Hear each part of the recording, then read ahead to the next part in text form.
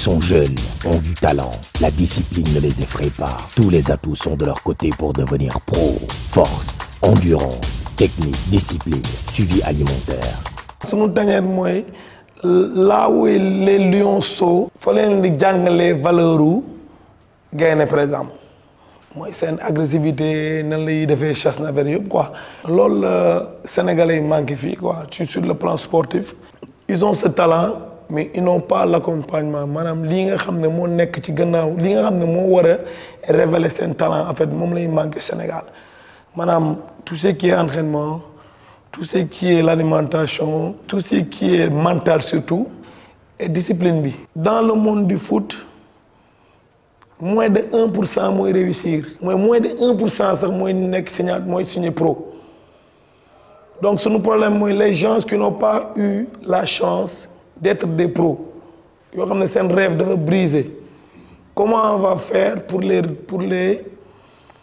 les récupérer? Parce qu'il y a des centres de formation INEC au Sénégal, à partir de 18 ans, ils ne peuvent plus gérer les gosses parce qu'il y a une catégorie de seniors. Les Karaïs ont 18 ans, 21 ans, 22 ans, qu'est-ce qu'ils vont faire? D'autant plus qu'ils n'ont plus de diplôme parce que c'est une carrière, parce que c'est un jugement. Deuxièmement, ils n'ont pas eu la chance d'être encadrés pour them en cas de football. Ils ont des blessures, ils ont top toute leur vie. On prépare des athlètes. Donc, même si on épais, ou on nage, un préparateur physique doit être en mesure de trouver un programme adéquat par rapport à ton sport. Spécification du sport.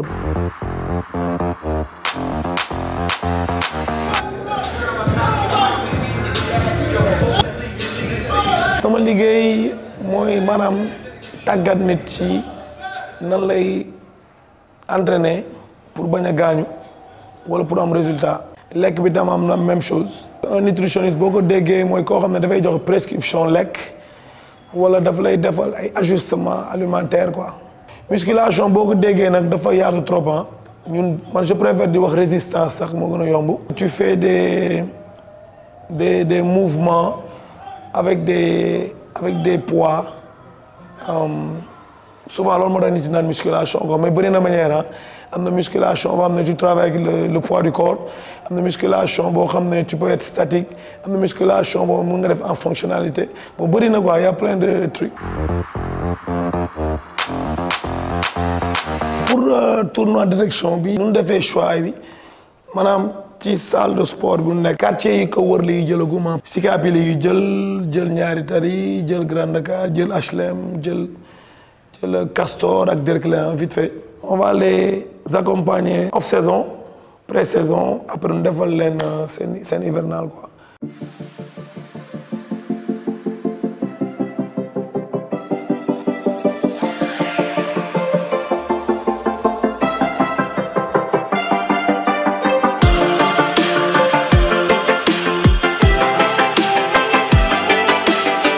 dañuy commencé dem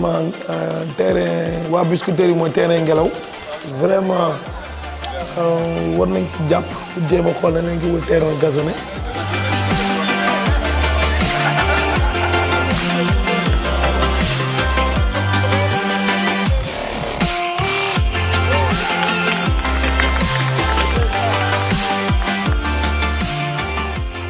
Union communale des écoles de football de Biscuiterie union la bi nga xam ne mi ngi amoon 12 écoles de football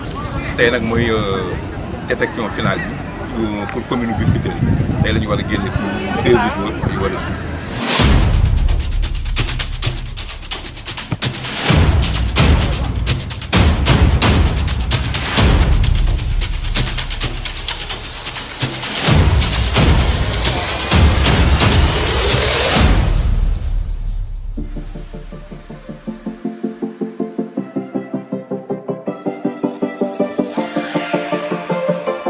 dem nañu terrain bu commune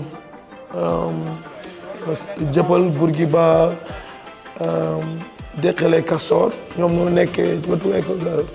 terrain Bourguiba lay joué waa Liberté tamit terrain Bourguiba lay joué parce que joueur malheureusement dañuy ñëwoon seen koñ mais ils avaient un tournoi donc moo tax ñu déloger le woon indi leen ci Dieuppeul bi quoi.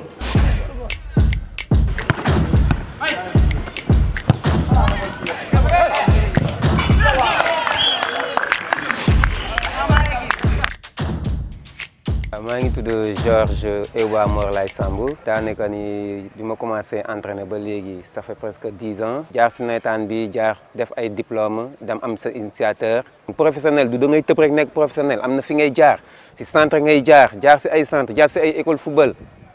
xam nga xale bi ñu koy tàggat di fur et à mesure ñu koy tàggat dina dem ba xam ni ah kon lii la ñoom Sadio Mané di daj pour nekk ay joueurs.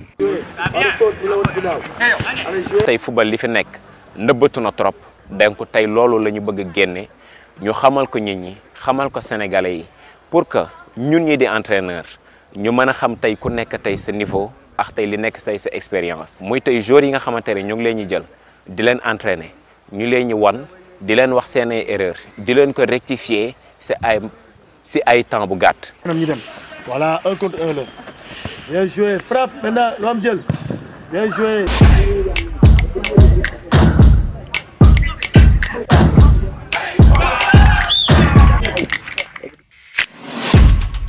J'ai servi l'Arabie Saoudite et la France. Léegi maa ngi yor benn centre de football bu ñuy wax Flash Sporting depuis 10 ans ñu ngi ci métier bi man bi ma paree sama football sama carrière professionnelle ba tey maa ngi ci métier bi. En tant qu'éducateur, en tant qu'entraîneur, on pousse les gosses pour devenir des professionnels de demain.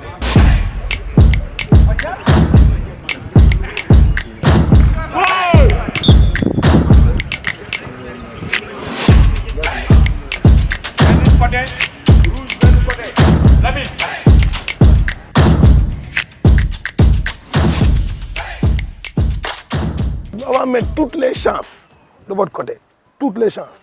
Alimentation, puissance, force, développement, motricité, vivacité, agilité, lépp dañ leen koy jàngal tout. xam nga yow boo demee Europe bu la dugalee terrain doo rus parce que doo gis parce que li lay waaj a won xam nga ko bu yàgg. ok comme instant yii nii jóge nañu Jëppal terrain Jëppal pour seetaan waa sélection Jëppal ak Castor ak Derklé. donc léegi dañuy jéem a dem bu HLM bi wala exactement lan lañ fa mun a am quoi.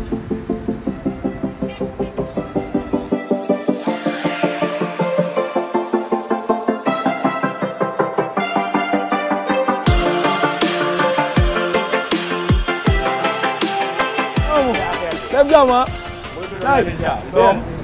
moo produire lii moo bëgg yéen mu may leen chance bu préparer leen moom physiquement parce que yéen ñëpp vous êtes super seetaan naa leen xam naa leen ñëpp mais lan rek moo ñëw manqué mooy physique amoo leen physique bu doy parce que amuñu kuñ ko wan ay entraîneur lañ mais amuñu ku ñu dimbali ci côté physique yàlla def na nag moom am initiative boobu te da leen koy may il va vous interner 1 mois loger leen nourrir leen entraîner leen boppam mu pare mu teg leen devant tout le monde ñëpp xam lu taw donc on l'applaudit si initiative boobu la.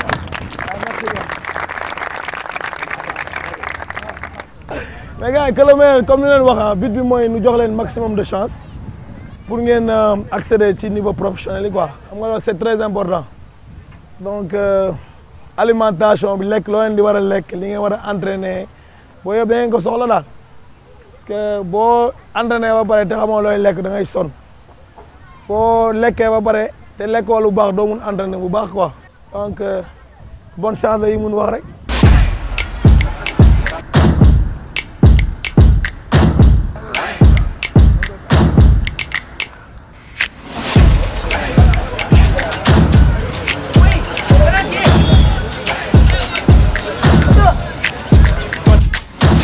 Man la Mamour Ndoye yor école de football HLM Angle Mousse. On est en train d'entraîner des enfants de 7 à 17 ans pour ñu doon ay xale yoo xamante ne dañ leen di mën ràññee ëllëg ci biir football bi. Ils sont au nombre de quasi 300 jeunes yoo xamante ne dañ leen di yor di leen tette ci pendant les vacances pour que li nga xamante ne ni mooy am ci at yi ñuy gis c'est-à-dire dem géej lapp yi jël sa doom doo xam fu mu nekk boo ñëwee di nga xam ne sa doom mu ngi fii ci terrain bi du réer du def dara ñuy sol ci ñoom xam-xam di leen éduquer di leen wax nu ñu war a comporter woo su fekkee ne nekkuñu fi wala ñu ngi faneen.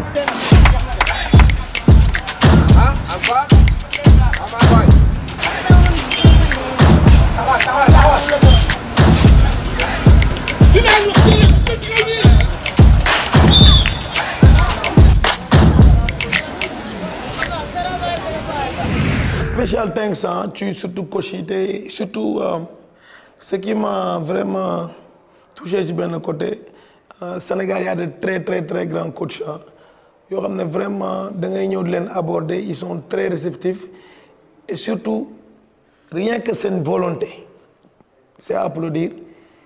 parce que ñun dañuy toog sunu kër yi ñoom nooy gérer sunu doom yi dañuy toog jox leen sunu doom yi ñoom nekk ci leneen et on les paye même pas donc bu ma duggee ci monde foot boobu yàgg naa ci mais bu ma seetloo monde foot bi j'ai vu que vraiment ils font beaucoup de bénévolat ils sont très fatigués pour les jeunes ils sont très compréhensifs et puis très bons aussi quoi te loolu c'est quelque chose yoo xam ne c'est à souligner parce que y a quelque chose yoo xam ne bu mu leen ko may côtoyé depuis ci émission bi j'ai vu que vraiment dañuy dévouer seen life seen vie pour le sport surtout pour le football surtout xale yi quoi parce que yore xale c'est pas évident imaginez ku yor benn xale bu 7 ans 8 ans yore ko ba mu am 17 ans kooku il a du mérite quoi donc il y a de très grands coachs ici très compétents et ils ont besoin vraiment d'être encadrés comme ñoom ñuy encadrer xale yi. entraînement ci suuf mën na la indil avantage mais dafa bëri ay désavantages. Il y a des gens qui vont me dire que terrain suuf day tax booy gën a mën a contrôler balle gën a mu vol c'est bien beau mais degré de blessure yooyu ak ces jeunes là nga xam ne ils sont en train de développer des muscles yoo xam ne parce que am na nit yoo xam ne race yoo xam ne dañuy teel a gam am muscle donc boo leen joué ci football tu peux considérer comme ils sont en train de faire de la musculation ci terrain suuf maanaam terrain boo xam ne plaawul dafa metti donc la preuve boo gisee nit yi bu nu buggee renforcer day dem dugg ci biir terrain foot day dem dugg ci suuf si ce qui veut dire que donc techniquement bu ma koy xalaatee noonu ils sont en train de faire de la musculation à très bas âge am na xale yu bëri yoo xam ne mën na sax def squat parce que tellement seen yaram dafa wow donc du ñëpp lay dal mais ñi muy dal ñoo gën a ñàkk chance ñëpp du ñu jóg ci blessure te du ñu mun développer nu mu war a développer parce que seen muscle dañ leen teel a muscler carrément. à la rigueur boo ko defee le sport ci suuf si méttee noonu ba pare trouve-lui des mouvements d'assouplissement yu bëri c'est important mais 4 fois par semaine dans un terrain de sable jàppal ni il est en train de faire 4 fois de la musculation ci semaine bi et loolu c'est pas recommandé quand tu es trop jeune quoi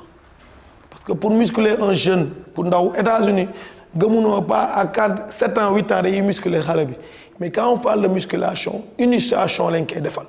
dañ koy initier pour jàngal ko mouvement biomécanique maanaam comment le corps bouge ci ensemble mouvement ok après bu demee 15 ans 16 ans nga commencé ko jàngal un peu de musculation avec son corps 16 ans ba 14 ans 15 ans nga commencé ko defal ay entraînement non statique à partir de 21 ans nag jëm kaw 18 ans 21 ans mun nga ko teg charge bu la neex par rapport à son sport bien sûr mais jàppal ne entraînement mu dafa am tranche d'âge 7 ans 9 ans initiation 9 ans ba 13 ans 14 ans biomécanique 15 ans nga defal ko musculation avec le corps 18 ans jëm kaw mooy musculation avec des poids avec de la fonctionnalité foofu quoi. Tu peux pas être un athlète sans avoir un préparateur physique c'est pas possible mënul nekk dafa mel ni nga dem école di jàng te amoo professeur parce que c'est des trucs yoo xam ne c'est important pour l'athlète daw yu bëri day tax mu détaxer sa genou yi daw yu bëri dafay tax des fois sa cuisse yi di développer des fois mun nga développer des muscles yoo xam ne waruñu nekk foofu donc tu dois avoir un préparateur physique yoo xam ne dafay xool sa motricité sa démarche sa coordination yëpp ça fait partie de la performance d'un athlète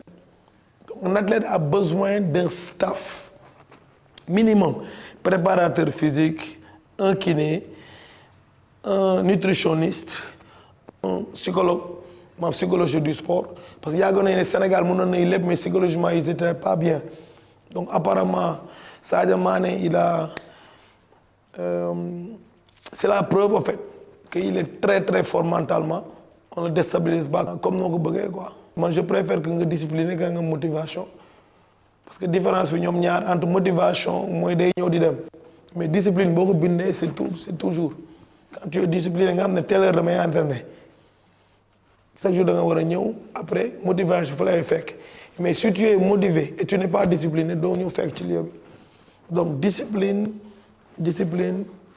pour être un athlète.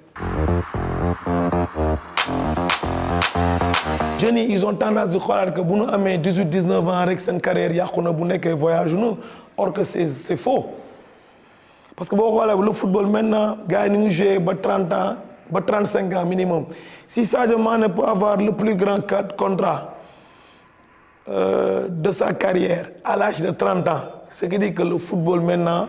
et les entraînements et la discipline du sport mun na la permettre nga jouer ba 35 ans donc booy yi nga xam ne ils sont dans les 20 ans 22 ans 23 ans gëm leen seen bopp bu leen dagg seen âge parce que y a plein de trucs yoo xam ne mun nañ ko def parce que âge bu 21 entre 19 ans et 22 23 ans c'est un âge très très bon pour un préparateur physique parce que âge boobu mun nañ la teg lépp ci liggéey te da nga koy mun absorber parce que sa yaram mu ngi produire testostérone bu bëri sa yaram day gaaw récupérer sa muscle day gaaw a développer sa bopp sa mental day gaaw a capter